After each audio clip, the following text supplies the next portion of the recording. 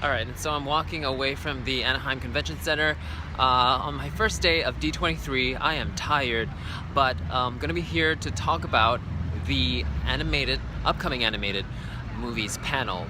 It was awesome. They gave out, it's a limited edition, I guess, because there were 8,000 people max, and they gave out Coco posters, which I will show later on. But essentially, I was a little bit disappointed because they only announced 2 new movies, one of which wasn't very exciting, and they didn't talk about Gigantic, which is, so they basically didn't talk about any upcoming Disney movies, except for the one I think they started with, but it was untitled, and it's called The Speed Test as of now, and it looked like a plain sequel to me. So that's coming up, and they said April 12th, 2019, if I'm not wrong. I'm trying to remember really all the details. And then they went on to Olaf's Frozen Adventure. Josh Gad came out. He even sang to the animation, which was pretty exciting. Kristen Bell was there, and she was talking about different things. I'm gonna hop over this. All right, and basically, and then after that we had Frozen 2, which is still untitled, and they ran through some really funny supposed titles, like, you know, how Frozen's supposed to be, how 2 is supposed to be pronounced, or rather spelled as T-O in Norwegian.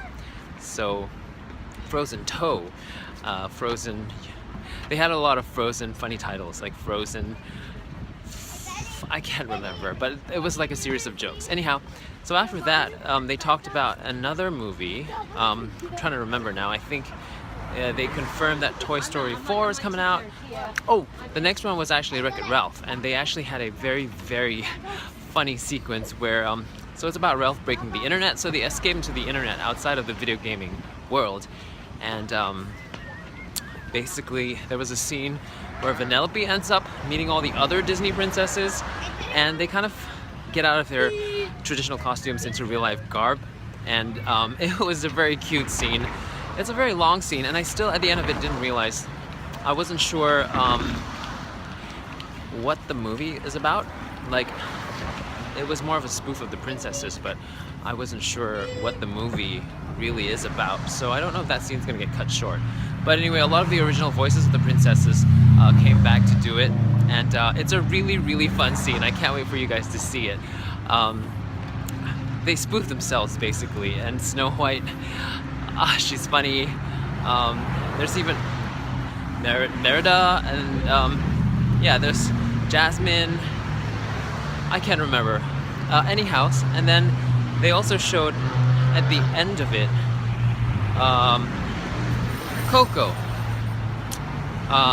It's basically, they showed a little bit more about how Miguel found his way into the land of the dead. And I'll tell you this now, like, he plays the guitar of a famous musician who is actually his great-grandfather. So that was interesting, how he got into the underworld.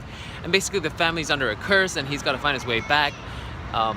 And, you know, music was something the family didn't like, and so the curse involved him, I don't know, like, I'm not sure.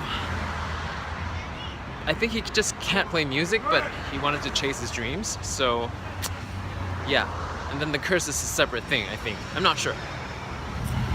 Basically, it ended up in a big song and dance at the end. It was kind of lovely. So that was the panel. It was very exciting to see John Lasseter in person and all these other Disney princess voices that came on stage. What else? Let's see.